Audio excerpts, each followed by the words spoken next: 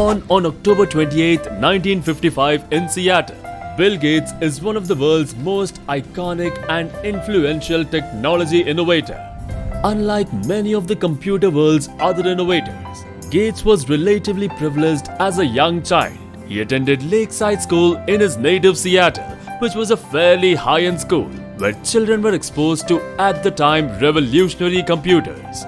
Gates quickly grew passionate about new computer systems and began spending a great deal of time programming using basic language. In 1970, at the age of 50, Bill Gates went into business along with his friend Paul Allen. Together, they developed Traf or Data, a computer program that monitored traffic patterns in Seattle and netted $20,000 for their efforts.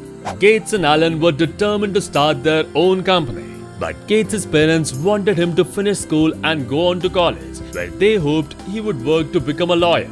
He later joined Harvard University. However, lacking a firm grasp on college's purpose and increasingly disillusioned with higher education, Bill Gates dropped out of Harvard University much to his parents' dismay. He, along with his friend Paul, started working on one of the first PC software, which was coded for the MIT's Altair computer system. Later in 1975, Gates and Allen formed a partnership company that they called Microsoft, a blend of microcomputer and software. However, Microsoft started off on a shaky ground. Though their basic software program for the Altair computer netted the company a fee and royalties, it wasn't meeting their overhead. Microsoft's basic software was popular with computer hobbyists who obtained pre-market copies and were reproducing and distributing them for free.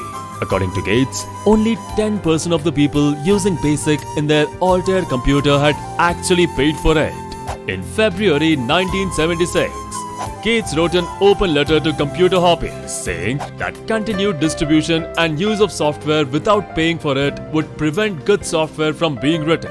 Apart from this, Gates had a more acrimonious relationship with MIT's president Ed Roberts, often resulting in shouting matches. The combative Gates clashed with Roberts on software development and the direction of business. Roberts considered Gates spoiled and obnoxious. In 1977, Roberts sold MITs to another computer company and went back to Georgia to enter medical college and become a country doctor. Gates and Allen were on their own.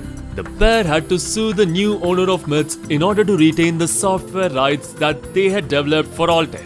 Later, Microsoft wrote software in different formats for different computer companies, and at the beginning of 1979, Gates moved the company's operation to Washington. With his acumen for software development and a keen business sense, Gates placed himself as the head of Microsoft, which grossed approximately $2.5 million in 1979. At that time, Gates was only 23. Gates personally reviewed every line of code the company shipped, often rewriting code himself whenever he saw it necessary. As the computer industry began to grow, with companies like Apple, Intel, and IBM developing hardware and components, Bill was continuously out on the road, touting the merits of Microsoft software applications. He often took his mother along with him. His mother was highly respected and well-connected, with a membership on several corporate boards including IBM. It was through his mother that Bill Gates met the CEO of IBM. In November 1980, IBM was looking for software that would operate their upcoming personal computer, and they approached Microsoft for this. Gates bought an operating system that was developed to run on computers similar to IBM's PC. Gates had to adapt the newly purchased software to work for the IBM PC. He delivered the software for a $50,000 fee, the same price that he had paid for the software in its original form. IBM wanted to buy the source code, which would have given them the information to the operating system. Gates refused it. Instead, he proposed that IBM pay a licensing fee for copies of the software sold with their computers. Doing this allowed Microsoft to license the software that they called MS-DOS. Between 1979 and 1981, Microsoft's growth exploded and staff increased from 25 to 128. The revenue also increased from $2.5 million to $16 million. Well, with the increasing popularity of Microsoft, there was another company which was posing a serious threat to their technology prowess, and that was Steve Jobs' Apple. Though their rivalry is legend, Microsoft and Apple shared many of their early innovation. In 1981, Apple invited Microsoft to help develop software for Macintosh computers. It was through this knowledge sharing that Microsoft was able to develop Windows OS, a system that used a mouse to drive a graphic interface displaying text and images on the screen. Bill Gates quickly recognized the threat this kind of software might pose for MS-DOS and Microsoft overall. For the unsophisticated user, which was most of the buying public, the graphic imagery of the competing VC Corp software, which was used in a Macintosh system, would be so much easier to use. In order to counter this threat, Gates announced in an advertising campaign that a new Microsoft operating system was about to be developed that would use a graphic interface. It was to be called Windows and would be compatible with all PC software products developed on MS-DOS system.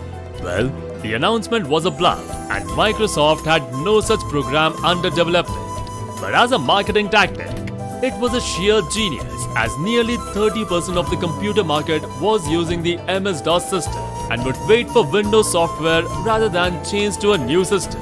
Without people willing to change formats, software developers were unwilling to write programs for the VC Corp system, and it lost its momentum by early 1985. In the same year, Microsoft launched Windows nearly 2 years after his announcement. And since then, there's no stopping to this ever-growing company. Later, in March 1986, Bill Gates took Microsoft public with an initial public offering of $21 per share. Gates held 45% of the company's share and became an instant millionaire at the age of 31. Later, on 1st January 1994, Bill married Melinda, who was Microsoft's product manager.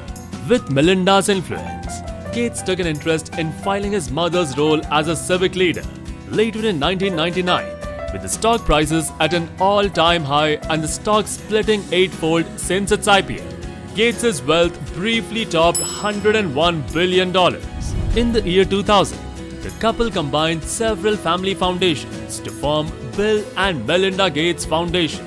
They started the foundation by making a $28 billion contribution. In the same year, Bill Gates stepped down from the day-to-day operations of Microsoft, turning over the job of CEO to college friend Steve Ballmer, who was later replaced by India-born Satya Nadella in February 2014. Well, Bill's intelligence allowed him to see all sides of the software industry, right from product development and corporate strategy. When analyzing any corporate move, he would develop a profile of all the possible cases and run through them, asking questions about anything that could possibly happen. Well, just like every great story, it had many downward turns. But despite its mistakes in the 1990s and early 2000s, Microsoft remains one of the world's biggest and the most influential companies, with Gates as the industry's richest man. Bill Gates is a reminder to all people who focus, have an ambition and a long-term vision, which are essential for both cultural and financial success. Startup Stories salutes Bill Gates for his contribution to the world of technology, and we wish Microsoft remains as the top technology company for generations to come. Thank you from my heart for watching this channel. Please like, share, and subscribe. May God bless you.